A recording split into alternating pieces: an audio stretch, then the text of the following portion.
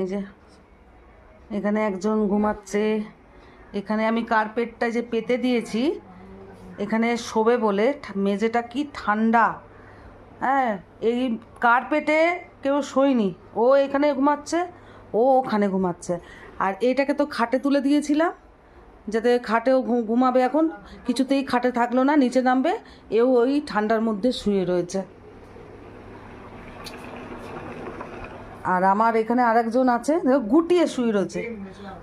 এই, তোকে তো ওখানে কার্পেটটা আমি পেতে দিয়েছি শোয়ার জন্য, তুই ঠান্ডার মধ্যে শুয়ে আছিস কেন? এই মেয়ে লিলি, এই লিলি, তুমি এখানে শুয়ে রয়েছো কেন? ঠান্ডার মধ্যে ঠান্ডা লেগে যাবে না?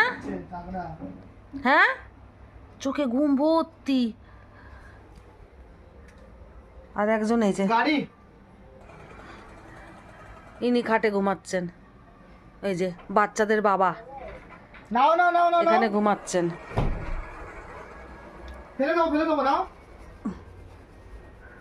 আর এই যে এইখানে সব বাচ্চাগুলো এখানে ঘুমাচ্ছে, এই যে ভেতরে সব কটা। আর একটু ধরলে পরে বুঝতে পারি, চাদরটা তুললে পরে ঢেকে রাখি তো যাতে হাওয়া না ঢোকে, চাদর তুললে পারলেই। হ্যাঁ, আমার এই ছেলে আজকে বেরোবে, যাচ্ছে একজনের জন্মদিনেই যাচ্ছে, জন্মদিন তো, মেদিনীপুর যাবে, দুদিন পর আসবে ওখান থেকে। এই যে এই দিকটা দিয়ে আলো আসে না প্রচণ্ড জানলা দিয়ে।